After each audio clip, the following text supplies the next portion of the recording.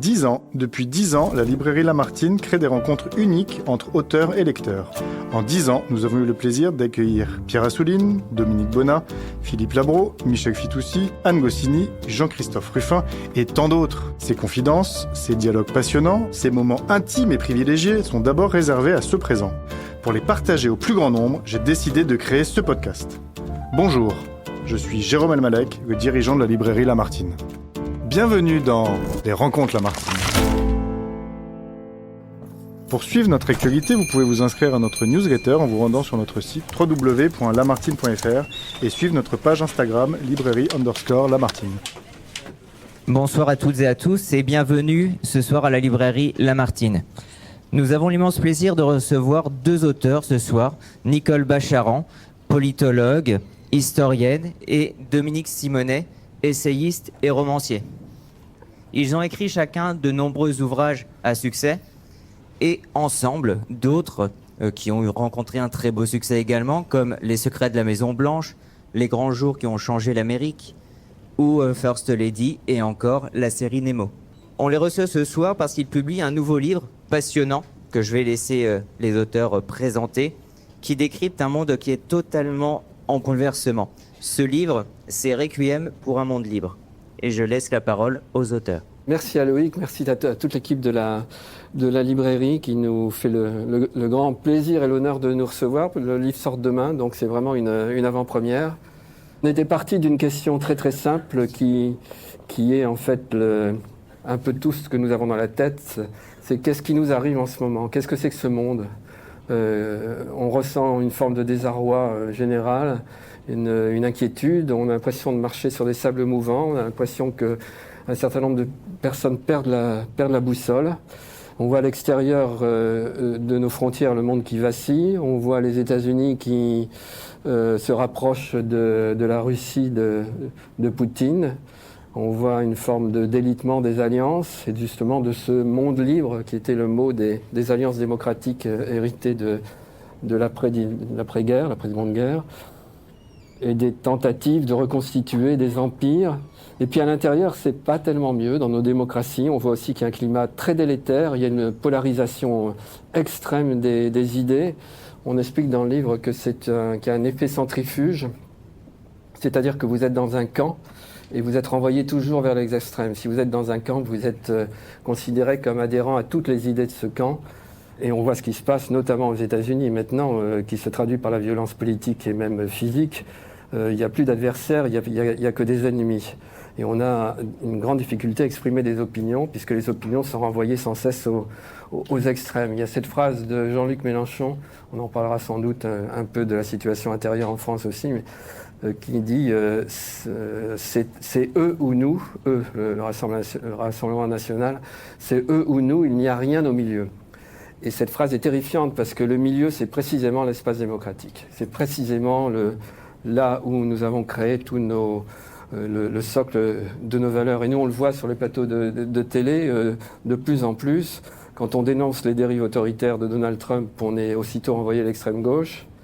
Je caricature à peine. Et quand on critique le délire des woke aux États-Unis, on est renvoyé à l'extrême droite. Donc on est où? Donc on n'est plus certain de partager les mêmes mots, on n'est plus certain de partager les mêmes valeurs avec certains de nos semblables, et ni même de vivre une réalité commune. Alors juste avant de donner la parole à l'école, juste pour préciser qu'on s'entende bien, c'est quoi nos valeurs? En fait, on les résume nous en deux mots. Universalisme, c'est-à-dire... c'est simplifié, mais la conviction profonde que tous les êtres sont égaux en dignité et devraient avoir les mêmes droits. Et qu'on se sent d'une certaine manière humain avant d'être autre chose, avant d'être membre d'une communauté. C'est l'héritage de Voltaire, de Diderot, de Condorcet, enfin c'est les philosophes des Lumières.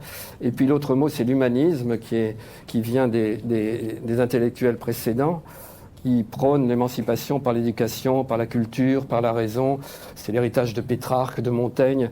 Voilà, ces deux mots résument en fait nos préoccupations et justement on voit que ces deux mots sont assez frelatés en ce moment et on pourrait aussi le résumer, tu en parleras sans doute après, le résumer par ce que disait Camus aussi, lui résumait ça en deux mots, liberté et justice. c'est à peu près la même chose. Et là aussi, ça nous semble, en tout cas d'après ce qu'on regarde, ça nous semble menacé.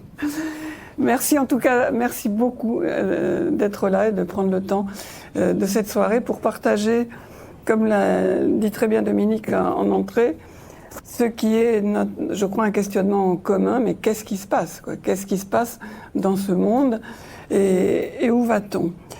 Et on a ce sentiment bien réel d'être pris en tenaille entre des extrêmes. Extrême droite, extrême gauche, Poutine, Trump dans un autre style. Et je suis sûre que vous aussi, vous vous posez à maintes reprises la question des années 30. Est-ce qu'on est dans les années 30 ? Et c'est aussi le sens de ce livre, c'est comment ne pas sombrer dans les années 30. C'est pas juste un requiem, c'est un plaidoyer, c'est une défense, c'est, on espère, un manuel qui permet de trouver une boussole pour justement éviter le pire. Et moi, je suis toujours très frappée quand je lis des livres qui traitent du passé, où l'on voit cette marche vers l'enfer, et on se dit, mais il y avait plein de signes. Alors comment ça se fait que les gens n'aient pas réagi, qu'ils n'aient pas vu à temps ? Évidemment, toute la question qu'on se pose, c'est est-ce que nous sommes aveugles ? Est-ce que nous réagissons comme il faut, au bon moment ? On n'est pas encore dans le mur, comment est-ce qu'on peut l'éviter ? Alors les années 30, c'était la tenaille communisme, fascisme, et tout le reste a disparu, et accompagné de ce marqueur terrible qui est présent aujourd'hui, l'antisémitisme, la montée de l'antisémitisme. On a des nouveaux vecteurs, les réseaux sociaux qui sont évidemment un accélérateur de la violence verbale puis physique. Il y a beaucoup de facteurs à cette crise et cet enfermement extrême droite, extrême gauche. On ne peut pas nier que la démocratie n'est pas toujours remplit ses fonctions. Il y a des gens qui sont très déçus du fonctionnement démocratique, qui sont très déçus de leur statut dans la société, de leur mode de vie, de leur pouvoir d'achat trop mince. Et c'est la qualité de la démocratie, c'est qu'elle est perfectible. Elle est perfectible, mais elle n'est pas naturelle. L'homme n'est pas gentil par nature, et le fait de respecter son voisin et de ne pas aller lui prendre dans sa cave ce qui pourrait nous intéresser n'est pas naturel non plus. Donc c'est vraiment un travail, et il faut à la fois reconnaître cette fatigue démocratique, les manques de nos démocraties, mais aussi surveiller ces mécanismes qui vont vers l'autoritarisme, qu'ils soient à l'extrême droite ou à l'extrême gauche. Et on en a identifié plusieurs, le premier étant la destruction du réel. C'est-à-dire qu'il n'y a plus de faits, il n'y a plus que des opinions, il n'y a plus que des avis, le langage est empoisonné bien souvent, il y a des mots qu'on lance sur la place publique, islamophobie, génocide, les victimes deviennent les bourreaux et vice-versa. On a Donald Trump à la Maison-Blanche qui accuse Volodymyr Zelensky d'avoir déclenché la guerre contre la Russie. On a Israël qui a été présenté dans l'après-midi du 7 octobre, on n'a pas attendu très longtemps, comme le responsable du 7 octobre. Et on a beaucoup relu Orwell ensemble en travaillant à ce livre. C'est vraiment 1984. Il n'y a plus de vérité objective, donc il n'y a plus de socle commun sur lequel on peut débattre. Cette destruction du réel est un des mécanismes de cet enfermement.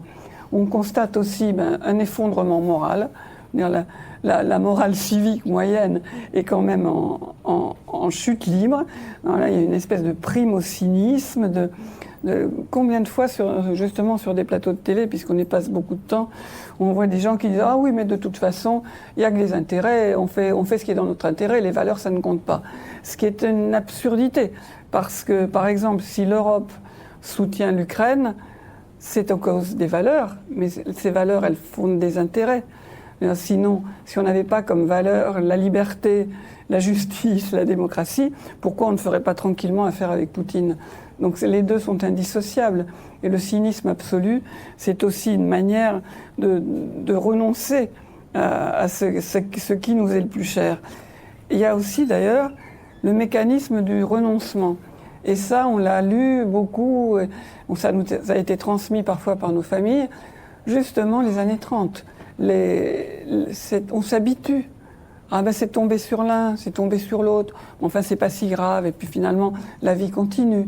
Et il y a tant de témoignages sur l'Allemagne des années 20, des années 30.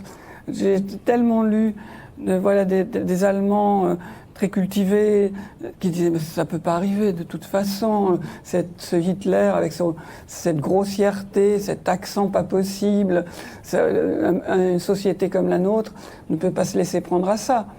Et puis d'une chose à l'autre, d'un renoncement, d'une acceptation à une autre, on sait comment l'histoire s'est terminée, et c'est précisément ce dont on ne veut pas. Et au fond, tout dépend, et je pense que si on se réunit ici, c'est parce qu'on est sensible à la même question, comment on apprécie la menace. Vladimir Poutine, qui envoie des drones sur la Pologne, oh, c'est une erreur, dit Trump. Ben, si c'est une erreur, on ne fait rien. C'est la traduction immédiate.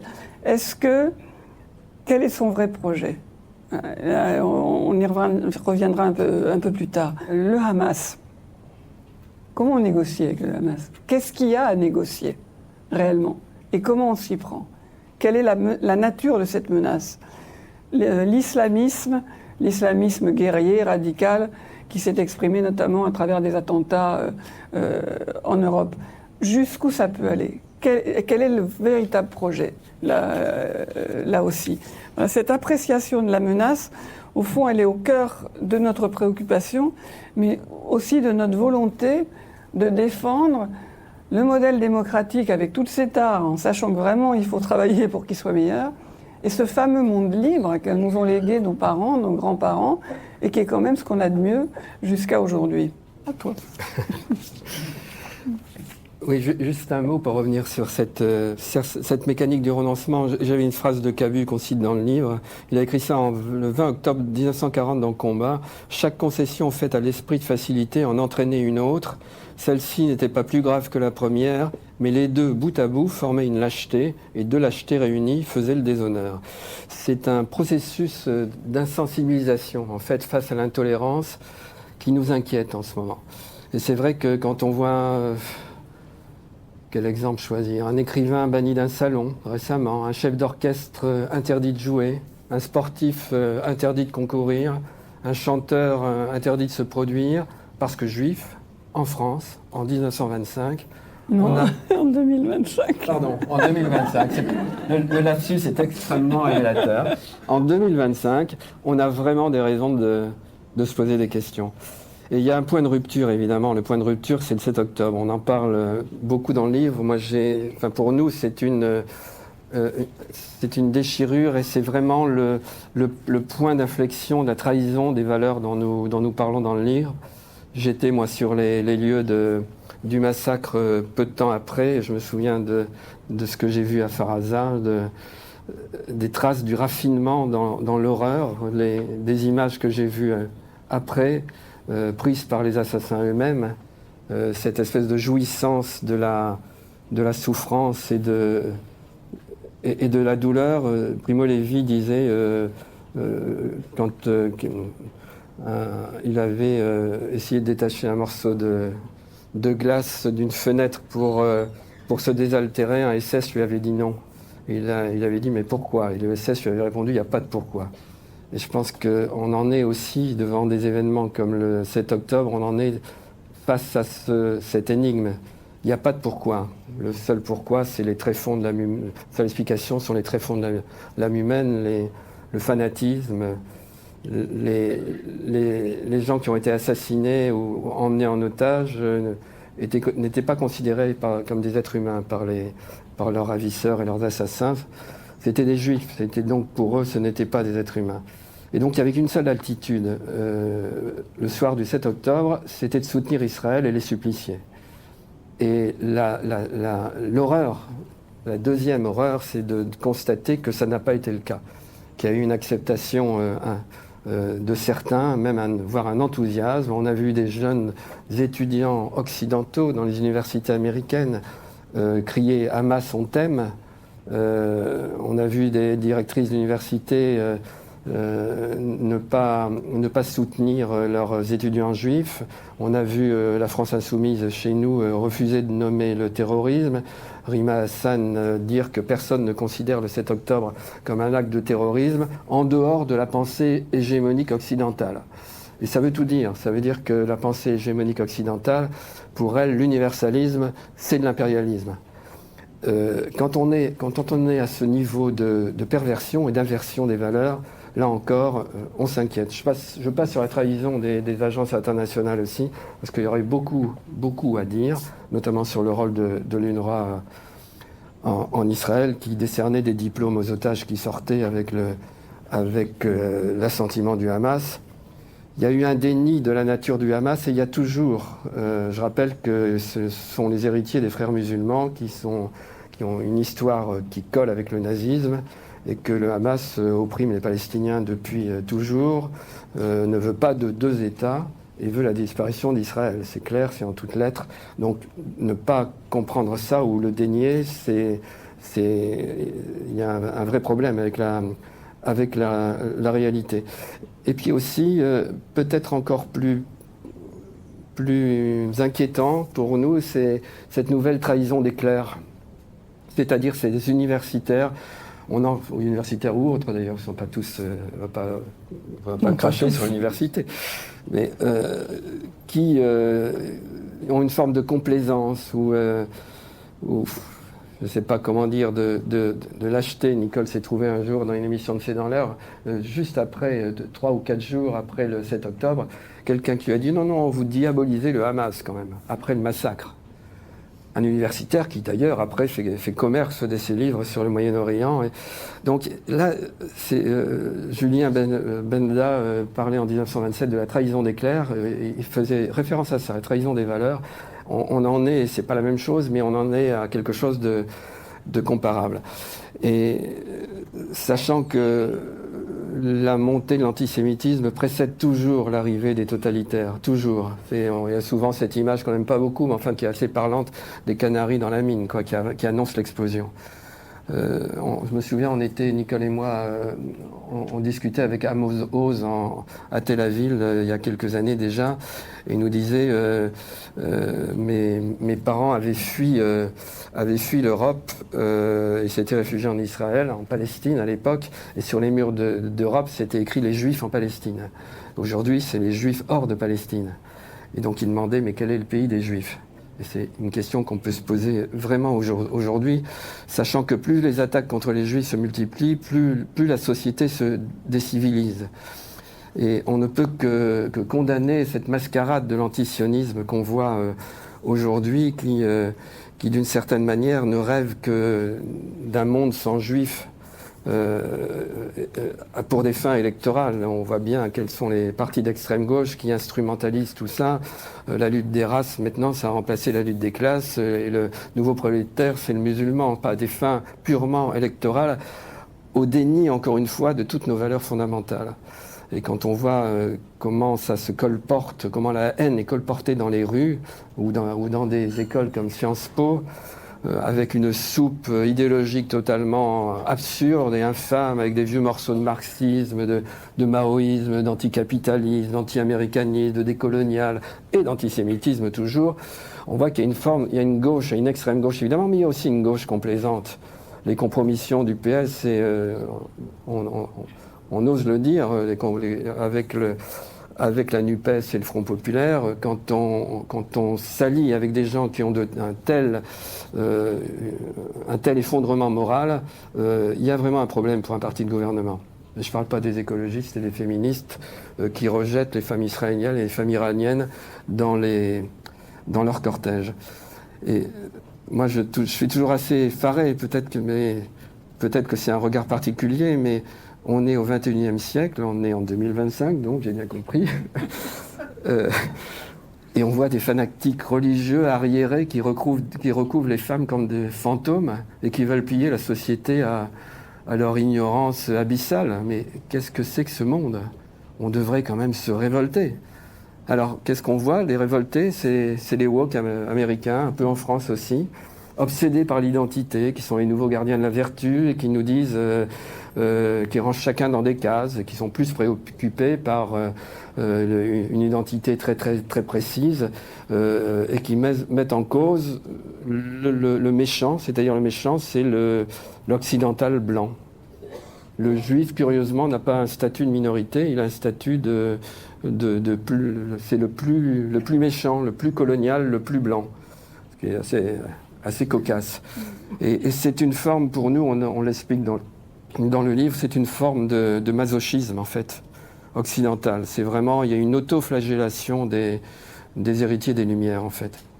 Ce qui m'amène aux États-Unis et au cas de Trump, qui nous pose quand même pas mal de problèmes. On sait que Donald Trump soutient l'existence et la sécurité d'Israël. Je ne me prononcerai pas du tout sur la manière dont la guerre est menée à Gaza. Ce n'est pas mon rôle, je n'ai pas ni les informations ni la compétence pour le faire.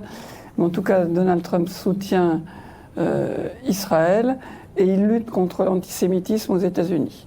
Et ce sont deux choses qu'on ne peut absolument pas nier et qui sont importantes parce que Dominique décrivait les dérives dans les facs américaines. C'est vraiment pas léger et il y a fort à faire. Et en même temps, Donald Trump est en guerre contre l'état de droit. Et il n'y a pas de situation où l'état de droit s'effondre, où les Juifs soient en sécurité. Historiquement, ça n'existe pas. Les garde-fous de la démocratie et de l'état de droit sont indispensables à la sécurité des citoyens juifs, où qu'ils soient. Et aujourd'hui, on a ce président donc, qui est un soutien à Israël, qui est en lutte contre l'antisémitisme, il faut lui laisser crédit de ça, et qui par ailleurs attaque d'une manière extrêmement brutale les fondements de l'état de droit dans son pays. Il représente exactement le cauchemar des fameux pères fondateurs, les rédacteurs de la Constitution dans les années 1780, qui ont imaginé ce système américain qu'on a tous appris à l'école avec les poids, les contrepoids, les contre-pouvoirs, etc. Un mécanisme très fin pour éviter quoi? Le démagogue.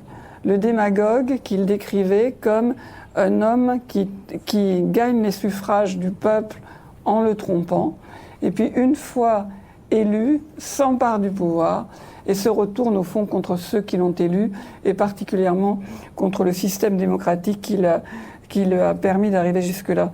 Et Donald Trump, il rassemble tous les critères du démagogue, toutes les méthodes mafieuses, la loyauté aux parrains, les mensonges tant et plus, l'attaque du Capitole. Attaquer un Parlement parce qu'on n'est pas content du résultat d'une élection, c'est quand même ce qu'il y a de pire comme crime contre une démocratie.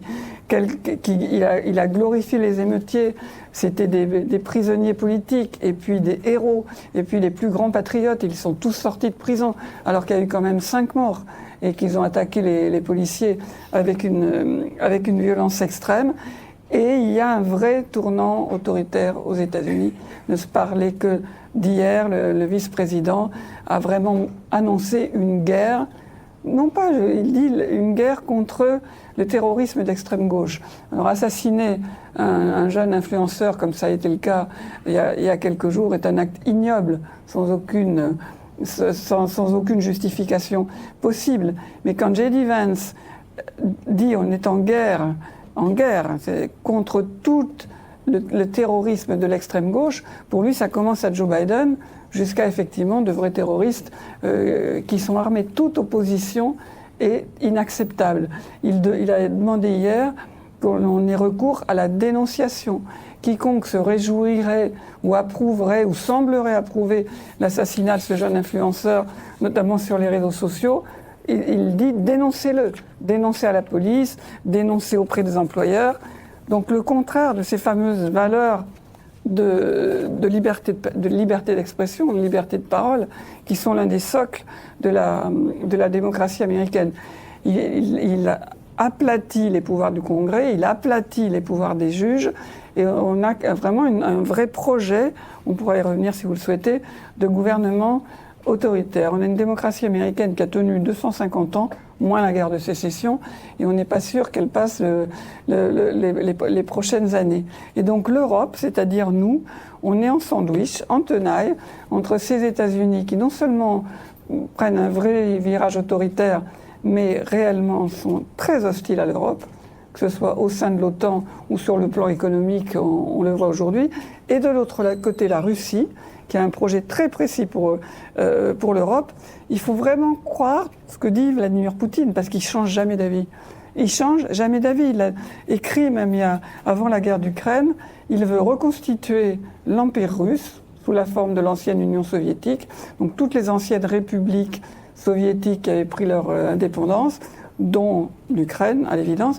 Il veut reconstituer ce qu'on appelait autrefois le pacte de Varsovie, c'est-à-dire les pays satellites qui formaient le glacis entre l'Union soviétique et l'Europe occidentale, et que l'OTAN recule le plus loin possible, sous la forme d'armes et de militaires, qui s'en aillent très très loin vers l'ouest, et qu'ils abandonnent et l'OTAN et l'Union européenne. Et le drame que l'on ressent, c'est l'abandon des Américains au milieu de tout ça. On est seul au monde. Moi, ma mère était résistante il y a bien longtemps. Elle me disait toujours, bon, on aura toujours l'Amérique. On n'a plus l'Amérique. Et on l'a plus pour longtemps. Donc j'en reviens à ce monde libre qui subit l'offensive de l'international islamiste, de l'international autocratique. L'ONU est devenue une espèce de machin gangréné par les autoritaires, en fait, de tous bords et de tout continent. Et on est dans un monde d'empire. Et il faut qu'on s'y oppose, il faut qu'on tienne. Juste quelques phrases en conclusion, parce qu'on va pas dérouler tout notre livre, qui est court, hein, cela dit. Hein, mais et puis on nous a alloué 30 minutes, donc on y arrive pour avoir le temps d'échanger un peu avec vous. C'est un requiem, évidemment, mais c'est aussi un plaidoyer pour nos valeurs. Si on parle de nos valeurs, c'est aussi parce qu'on croit qu'on peut les cultiver et les sauvegarder. Quelques réflexions comme ça en vrac. Vous avez bien compris qu'on parle de la tenaille entre l'islamisme, le trumpisme, entre les États-Unis et la Russie, ces opinions qui se sont polarisées et cette centrifugeuse des idées dans laquelle on est. C'est aussi pour dire que l'extrême droite n'est pas une réponse à l'extrême gauche et inversement, et qu'il faut sans doute se méfier autant de Trump que du RN que des islamistes. Il y a une chose importante, je crois, c'est de garder le sens du tragique. C'est peut-être que les Occidentaux ont perdu parce qu'on a eu des décennies plutôt heureuses, mais qu'on peut aussi rester idéaliste parce qu'on peut amoindrir la brutalité. Quand on se bat, quand on combat, on peut gagner. Une autre chose, c'est se montrer fier de nos valeurs, je crois. Fier de nos valeurs universalistes et de ne pas culpabiliser comme nous en enjoignent un grand nombre de personnes. Je crois que l'universalisme et l'humanisme sont, j'ai envie d'affirmer leur suprématie, j'ai pas honte de ça, je crois, et qu'il faut en être fier, justement. Je reviens à Camus tout à l'heure, justice et liberté, parce que c'est vraiment deux pôles qui nous parlent, c'est-à-dire qu'il faut inventer un équilibre entre les deux, la justice étant d'essayer de trouver un bien commun, un consensus commun, la liberté étant la défense des libertés individuelles. Donc que la vie soit libre pour chacun et juste pour tous, disait Camus, c'est le but que nous avons à poursuivre. Il disait lui-même que c'est vraiment pas simple, mais c'est tout ce que nous avons. C'est-à-dire que c'est la démocratie, c'est un chantier permanent, il faut se battre contre les menteurs et les assassins pour qu'elle continue. Donc nous on a écrit un peu d'une manière peut-être un peu pédante, mais on se sent tous français parce que par la liberté et par la laïcité, on se sent juif aussi, même si on ne l'est pas, car combattre l'antisémitisme, c'est défendre l'humanité, je crois. Tous femmes aussi, parce que la lutte pour le corps, pour que les femmes disposent de leur corps, c'est quelque chose d'universel aussi. Et tous européens, on l'a vu que la réponse est l'Europe, à la fois de tous les côtés. Dans nos valeurs, c'est la culture d'Erasme, de Montaigne, de Voltaire, de Condorcet, et aussi à l'international, parce que la réponse aux menaces des dictateurs, c'est c'est l'Europe. On termine le livre, et je voudrais terminer juste là-dessus aussi, si vous êtes d'accord, sur un mot d'Elie Wiesel qu'on avait eu on avait la chance de connaître, avec qui on voulait faire un livre, et c'était notre projet de livre à trois, c'était ce mot-là. Parce qu'il nous avait dit, en fait, il faut continuer à croire en un monde meilleur, malgré le fanatisme qui revient, malgré la haine, il faut continuer à croire, malgré tout. Et donc on voulait faire un livre qui s'appelait Malgré tout, et on termine notre livre en hommage à Elie par ce mot, malgré tout. Voilà, merci.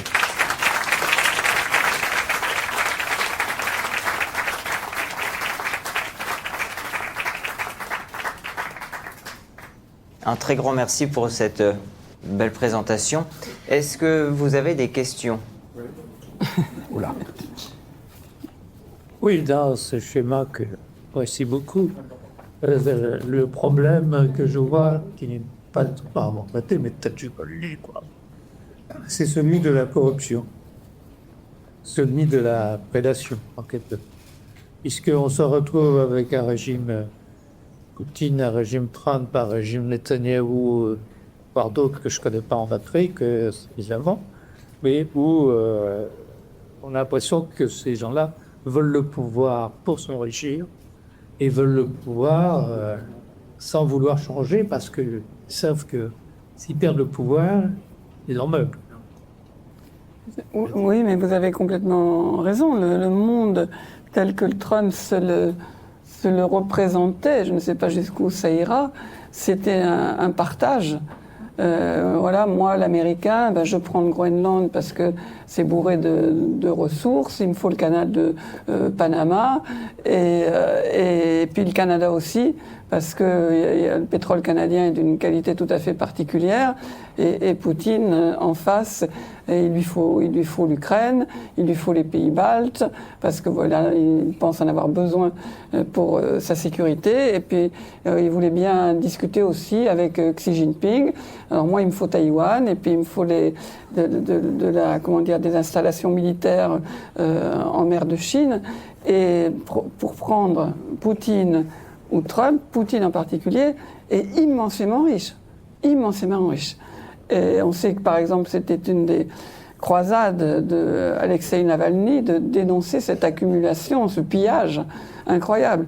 Trump est bien riche, mais moins riche, et il a transformé la présidence en véritable machine à cash. C'est vertigineux.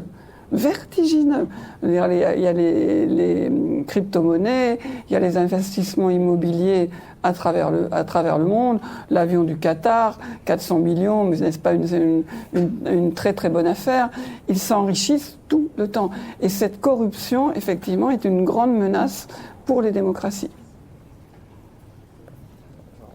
Moi, je voudrais vous poser une petite question à propos des nationalistes conservateurs qui sont extrêmement puissants avec Steve Bannon et le soutien financier donc des champions de la tech comme Peter Thiel ou David Sachs. Ils organisent des réunions internationales avec Orban en Europe, aux États-Unis. Est-ce qu'on va vers une déferlante populiste et un système autoritaire qui va se développer puisqu'ils ont influencé le Brexit? Ou bien au contraire, est-ce qu'on peut penser que leur divergence sur la question des droits de douane, par exemple, peut amener une implosion? Et dans la foulée de ma première question, comme vous aviez parlé tout à l'heure de la Cour suprême et du droit international, est-ce qu'on peut compter sur la déontologie des juges? Parce qu'un juge a quand même sa déontologie. Et même si Trump a nommé ses juges conservateurs, eh bien, est-ce qu'on peut encore espérer quelque chose d'eux, parce qu'ils resteront quand même dans l'histoire, et ils le savent. Oui. Et puis ensuite, je dirais, en ce moment, le président n'a pas le droit de faire des droits de douane aussi élevés sans l'appui du Congrès. Et là-dessus, il y a une polémique. Est-ce qu'on peut espérer que la Cour suprême saura réagir avec ses juges? C'est difficile de prévoir toujours l'évolution des sociétés. On voit simplement qu'il y a un processus antidémocratique qui est en œuvre dans le monde entier. Et c'est une évidence, et chaque jour qui passe le montre. Je pense qu'il y a une forme de sincérité aussi chez les gens qui votent pour les autocrates. Il y a une fatigue de la démocratie, en tout cas dans les démocraties qui évoluent et qui évoluent vers l'autocratie. Nous, on parle un peu dans le livre de... Bon, on sait beaucoup, on parle d'exemples concrets dans nos voyages, dans les discussions, à la fois en Europe de l'Est ou aux États-Unis ou au Moyen-Orient. On a entendu exactement les mêmes discours mot pour mot dans le Wisconsin, par exemple, ou Michigan, et en Provence. C'est-à-dire qu'ils ne nous écoutent pas à Washington ou à Paris. On est noyé par les normes, on ne nous comprend pas. D'ailleurs, c'est ce qu'on entend à la télévision en ce moment sans arrêt. Donc il y a un sentiment d'exclusion extrêmement fort qui se traduit souvent par un désir de sécurité et par le désir d'un régime autoritaire. Donc il y a une véritable aspiration au régime autoritaire. Et c'est pas forcément des gens qui ont un esprit, c'est pas des fascistes. Je veux dire, il y a une forme de perte de confiance envers la démocratie et envers les valeurs dont on parlait au début justement. D'où la nécessité justement et beaucoup pour les journalistes, parce que je trouve que les journalistes en ce moment font pas trop leur boulot. Ils mettent pas assez en contexte les choses. Ils ne racontent pas justement l'histoire, sur quel socle on est assis, enfin ce socle des valeurs européennes, qu'est-ce que c'est que la démocratie, qu'est-ce que c'est que ces valeurs de liberté, de justice. Il faut en parler, il faut le dire, parce que la liberté, on comprend ce que c'est quand on l'a plus, et c'est trop tard. Donc il y a vraiment, c'est pour ça qu'on fait ce plaidoyer, c'est pour dire justement que ça peut s'arrêter, ça peut se contrer. Et je reprendrai sur la question de cette offensive populiste internationale qu'on a vu par exemple à l'œuvre en Grande-Bretagne. C'était samedi, cette grande manifestation. Tommy Robinson, il est financé par un milliardaire de la tech californienne. Et c'est pas juste de l'influence politique, c'est de l'influence financière. Il y a beaucoup d'idéologie qui circule et beaucoup d'argent, et qui vient des États-Unis et qui vient de Russie. C'est ça qui est absolument vertigineux, et avec le même but, désorganiser l'Europe, mettre fin au régime démocratique, semer le désordre, pour que finalement les gens se retournent à un moment ou à un autre vers un régime autoritaire. Vous parliez des juges, de la question des droits de douane, de la question de la Cour suprême. C'est une lutte au couteau en ce moment aux États-Unis. Vous avez raison, Donald Trump, dans les textes, n'a pas le droit d'infliger des droits de douane sans l'aval du Congrès. Le Congrès ne s'y oppose pas, et en gros, il dit aux juges, bon, moi j'avance, je fais, et puis à charge pour vous, si vous n'êtes pas content de prendre des décisions contre, que je enverrai à la Cour suprême, une Cour suprême qui est essentiellement méfavorable. Vous avez également raison de dire que les juges, ils ne veulent pas mourir pour Donald Trump.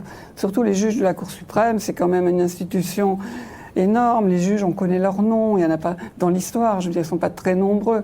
Ils sont très attentifs à l'image qu'ils vont laisser. Jusqu'à un certain point, parce que vous avez aussi de véritables idéologues, vous en avez 6 à l'heure actuelle, 2 que je qualifierais de conservateurs vraiment classiques, 4 vraiment d'idéologues très durs, 3 qui s'accrochent à un petit radeau démocrate en train de couler, et Donald Trump a déjà prévu le coup d'après. C'est-à-dire que si une de ces personnes se retire ou décède, et certains sont bien âgés, il a mis en orbite un de ses anciens avocats personnels, qui était son avocat dans les affaires de corruption, et qu'il a fait nommer comme juge, comme procureur, ou juge, je ne sais plus. Enfin, un poste en tout cas qui le rend qualifié pour un jour prétendre à la Cour suprême. Et donc, comme ça se passe devant le Sénat, où Donald Trump espère toujours avoir la majorité, et ce personnage qui s'appelle Emil Bove, c'est un vrai gangster, je ne peux pas vous le dire mieux. Il est pour qui tous les coups sont permis. Voilà le candidat de Donald Trump pour un prochain poste à la Cour suprême. Ça ne veut pas dire que tout soit perdu, mais ça veut dire que ça va vraiment dans le mauvais sens. sur le plan de l'autoritarisme et que les juges ont bien du mal à remplir leurs fonctions. Bon là, il peut se passer beaucoup de choses le long du chemin et puis vous avez une population américaine qui dans son ensemble n'est pas faite d'extrémistes, qui n'est pas prête à prendre les armes contre ses voisins, qui essayent de vivre leur vie avec toutes les difficultés qu'ils peuvent rencontrer et qui ont quand même des convictions démocratiques. Ils ont appris depuis l'école à réciter tous les jours le serment de fidélité au drapeau. Mais on a un vrai tournant autoritaire et la présidence de Donald Trump, elle n'a que 8 mois, donc on peut s'inquiéter. Merci beaucoup pour ce plaidoyer, bien sûr, parce que ces valeurs que vous avez décrites, c'est, je pense, des valeurs de beaucoup de gens ici. Et bon, il y a plein de choses qui sont aussi liées à la peur. Par exemple, en France, on constate à quel point les gens, Paris étant hors du schéma, mais dès qu'on quitte Paris, il y a vraiment un sentiment à la fois de relégation et de peur. De peur parce que les médias, que personnellement je ne regarde pas, mais les médias, je ne regarde pas la télé, je veux dire, mais je sais que les gens toujours disent « Ah, mais je l'ai vu à la télé, j'ai entendu à la télé », etc. Ce sentiment de... c'est dangereux partout et c'est ce qui pousse vers les extrêmes. Enfin, je pense surtout en particulier au Front National parce que eux sont rassurants et ils expliquent que lui découpe les gens, etc. Donc, enfin, en tout cas, tout ce que vous avez présenté qui est clairement la même chose en France, qu'on voit évidemment grimper en France, avec un sujet très important qui est qu'on n'a pas de journalistes qui reprennent les choses. C'est-à-dire, quand un faux truc est affirmé, il n'y a pas un journaliste qui dit non, pardon, et qui resitue, vous l'avez dit, qui recontextualise et qui redonne la bonne information. Donc en fait, on a comme ça plein de fausses informations qui circulent et qui font et qu'elles sont redites, et que plein de gens affirment des choses absolument fausses. Donc moi, ma question, c'est à partir de ce plaidoyer que vous défendez remarquablement. Moi, j'ai juste lu votre intro pour l'instant, mais bon, elle est parfaitement claire. Comment vous avez fait? Parce que maintenant, la question, c'est comment on fait pour changer les choses? Tout ça, on le sait. Bon, je pense qu'on est un certain nombre à être d'accord. Maintenant, comment on avance pour faire passer ce message et pour se battre pour ces valeurs vraiment fondamentales? Vous avez rappelé hier, l'humanisme et l'universalisme, c'est majeur. Donc comment on fait pour agir ensemble, unis, pour faire porter votre message, quoi. Donc je ne vous propose pas de créer un parti politique, mais je ne sais pas, quelque chose pour... Il y en a suffisamment des Merci. partis politiques. Comment on fait? D'abord, on refuse les piqûres d'insensibilisation. On refuse de se laisser... le renoncement. Il faut qu'on garde, je crois, tous, à tous les niveaux qu'on puisse être, si on a un micro dans la main, une caméra devant soi, ou simplement si on discute avec des amis, on peut tous avoir cet objectif, c'est-à-dire justement de rester fidèle et de dire ce que l'on pense sans... C'est ça qui est très difficile en ce moment, c'est le premier combat, c'est de ne pas se laisser balloter dans cette centrifugeuse. Moi, je revendique le droit de critiquer Trump et les islamistes, vraiment, les deux. Et je m'insurge quand on me renvoie dans un camp ou dans un autre. Il y a deux menaces et au milieu, comme on le disait tout à l'heure, n'en déplaise à Jean-Luc Mélenchon, au milieu, il n'y a pas rien. Il y a au contraire l'espace démocratique, je leur dis, parce que c'est fondamental. Après, il y a les journaux. Je pense qu'il faut plus de journalistes et moins de réseaux sociaux, je dirais. Parce que les journalistes, ils font leur boulot malgré tout. Alors, maintenant, il y a une grande polarisation aussi de la presse. Il y a des groupes de droite, il y a des groupes de gauche, mais pas tout. Et il y a malgré tout une pluralité on peut critiquer les chaînes de télévision, de radio qu'on écoute et qu'on regarde, mais malgré tout, il y a quand même un effort de pluralisme, il y a des enquêtes. C'est vrai qu'on aurait besoin de plus de rigueur quelquefois. Moi, je suis le premier à sauter au plafond quand j'entends quelquefois sur une radio des chiffres qui viennent de nulle part, de nulle part du Hamas sur Gaza, mais qui ne sont pas, même plus relativisés.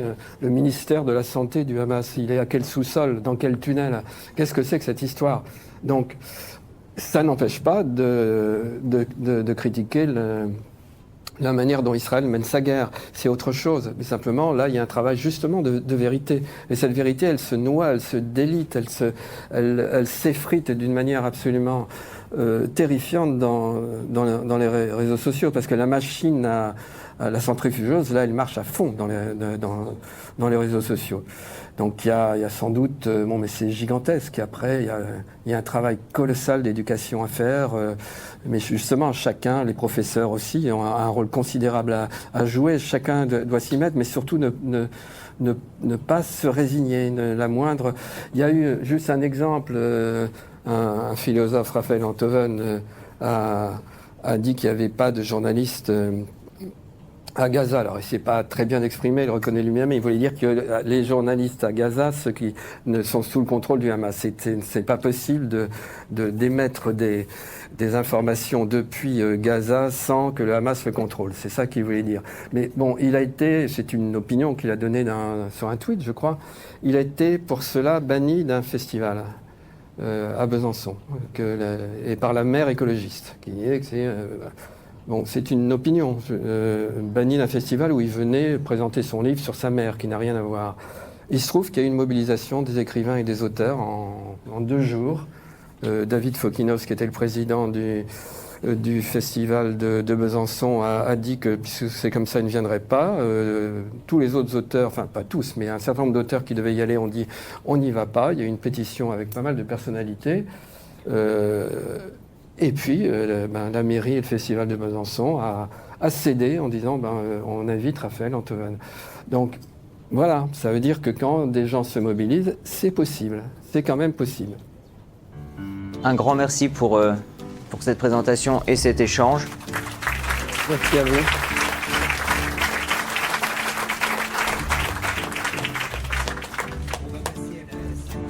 Merci à tous les auteurs qui nous font confiance pour ces rencontres, ainsi qu'aux maisons d'édition et à l'équipe de libraires qui s'investit énormément dans ces rencontres pour en faire des moments de partage et de plaisir.